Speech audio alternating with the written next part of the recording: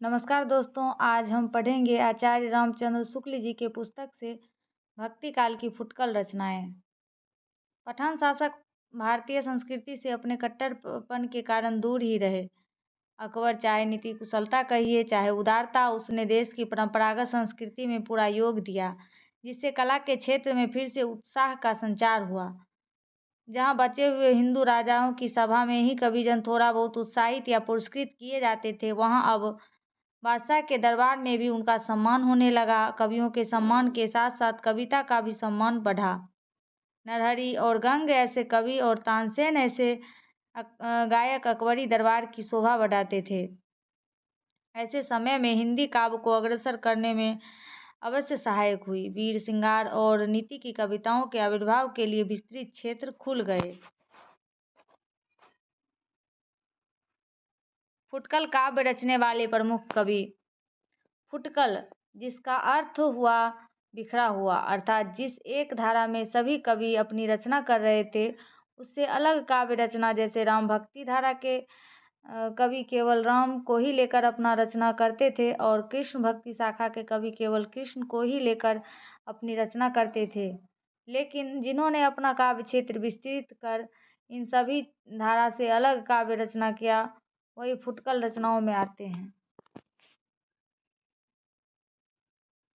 कृपाराम, इन्होंने संवत 1598 में रस रीति पर रस हित तरंगिणी नामक ग्रंथ दोहे में बनाया।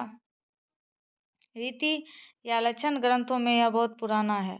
हित तरंगिणी के दोहे बिहारी के दोहे से मिलते जुलते हैं। हित तरंगिणी के दोहे बहुत ही सरस, भावपूर्ण तथा परिमार्जित भाषा में हैं।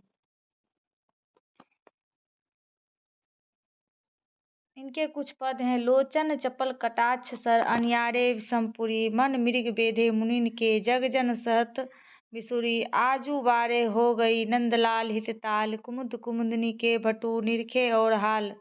पति आयो परदेश ते ऋतु बसंत को मानी, झमकी झमकी निज महल में टहले करे सुरानी। महापात्र नरहरि बंदीजन, इनका जन्म संवत 1562 में और मृत्यु संवत 1667 में कही जाती है।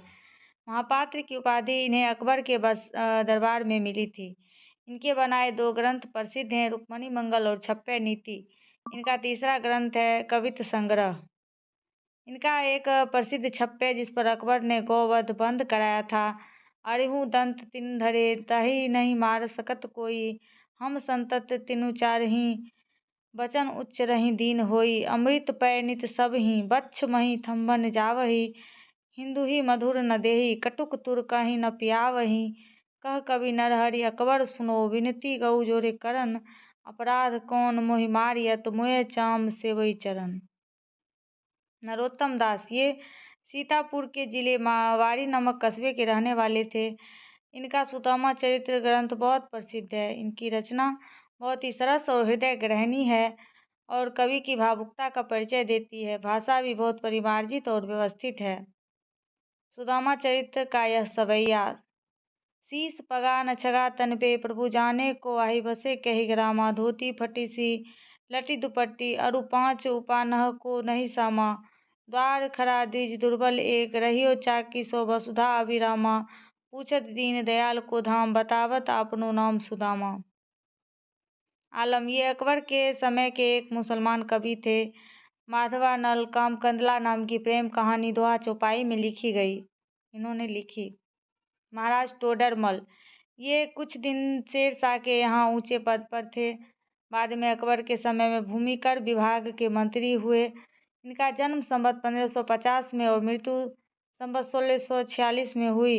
इन्होंने शाही दफ्तरों में हिंदी के स्थान पर फारसी का प्रचार किया, जिससे हिंदुओं का झुकाव फारसी की शिक्षा की ओर हुआ। इनकी कोई पुस्तक तो नहीं मिलती, फुटकल कवित्त इधर उधर मिलते हैं। महाराज बीरबल, इनका नाम महेश दास था। इनकी जन्मभूमि तिकवापुर है। ये अकबर के मंत्रियों में थे और बड़े ही वाक् चतुर थे। राजा बीरबल ब्रज भाषा के कवि थे, अच्छे कवि थे और कवियों की बड़ी उदारता के साथ सम्मान करते थे। गंग, ये अकबर के दरबारी कवि थे। ऐसा कहा जाता है कि किसी नवाब या राजा की आज्ञा से ये हाथी से चिरवा डाले गए और उसी समय मरने से पहले इन्होंने यह दोहा कहा था, कबहू न भड़ुआ रन चढ़े, कबहू न बाजी बम्ब, सकल सभाई प्रणाम करी, विदा होत कवि गंग। गंग कवि बहुत निर्भीक होकर बात कहते थे। अपने समय के नरकाव्य करने वाले कवियों में सबसे श्रेष्ठ माने जाते हैं बलभद्र मिश्र। ये ओरछा के थे और प्रसिद्ध कवि केशव दास के बड़े भाई थे। इनका नक्शी श्रृंगार का एक प्रसिद्ध ग्रंथ है। केशव दास, इनका जन्म संवत 1612 में और मृत्यु 1674 के आसपास हुई। ओरछा नरेश महाराज राम के भाई इंद्रजीत सिंह के सभा में रहते थे और वहाँ इनका बहुत मान था। अपने समय के प्रधान साहित्य शास्त्र कवि माने गए हैं। अब तक किसी कवि ने संस्कृत साहित्य शास्त्र में निरूपित काव्यांगों का पूरा परिचय नहीं कराया था। यह काम केशव दास जी ने किया। ये काव्य में अलंकार का स्थान प्रधान समझने वाले चमत्कारवान कवि थे। इन्होंने स्वयं कहा है, यद्यपि सुजाति सुलक्षणी सुवर्ण सरस सुवीर्त भूषण बिनु न विराजई, कविता बनिता मीत। अपनी इसी मनोवृत्ति के अनुसार इन्होंने भामा, उद्भट और दंडी आदि प्राचीन आचार्यों के अनुसरण किया, जो रस रीति आदि सब कुछ अलंकार के अंतर्गत ही लेते थे। इनके सब ने अलंकारों पर कवि प्रिया और रस पर रसिक प्रिया लिखी। इनके रचे 7 ग्रंथ मिलते हैं: कवि प्रिया, रसिक प्रिया, रामचंद्रिका, वीर सिंह देव चरित, विज्ञान गीता, रत्न बावनी, जहांगीर जस चंद्रिका। केशव की रचना में सुर, तुलसी आदि सी सरलता भले न हो, पर काव्यांगों का परिचय कराकर उन्होंने आगे के लिए मार्ग खोला। शुक्ल जी कहते हैं, केशव को कभी हृदय नहीं मिला। उनमें वह सहृदयता और भावुकता भी नहीं थी जो एक कवि में होनी चाहिए। लेकिन रामचंद्रिका में केशव को सबसे अधिक सफलता पात्रों के अनुकूल संवादों में मिली। वाक्पटुता और राजनीति के दांवपेच का प्रभावपूर्ण वर्णन रामचंद्रिका में है। रहीम अब्दुल रहीम खान खाना, इनका जन्म संवत 1610 में हुआ। ये संस्कृत, अरबी, फारसी के पूर्ण विद्वान और हिंदी के मर्मज्ञ कवि थे। ये दानी और परोपकारी ऐसे थे कि अपने समय के कर्ण माने जाते थे, लेकिन इनकी दानशीलता हृदय की सच्ची प्रेरणा रूप में थी, न कि कीर्ति की कामना के लिए। ये जहांगीर के समय तक थे। लड़ाई में धोखा देने के अपराध में एक बार जहांगीर के समय में इनकी सारी जागीर जब्त हो गई और ये कैद कर लिए गए। कैद से छूटने पर इनकी आर्थिक अवस्था कुछ दिनों तक बड़ी दीन रही, पर इतने बड़े दानी का याचकों से पीछा कैसे छूट सकता है। और तब जब कोई कुछ मांगता और ये देने में असमर्थ हो जाते, तब इन्हें अपनी गरीबी का दुख होता। और उन्हीं अवस्था का अनुभव करके इन्होंने दोहा किया है, रहीमन वे नर मर चुके, जे कहूँ मांगन जाही, उनते पहले वे मुए, जिन मुख निकसत नाही। तबही लो जीवो भूलो देवो होय न धीम, जग में रहिबो कुचित गति, उचित न होय रहीम।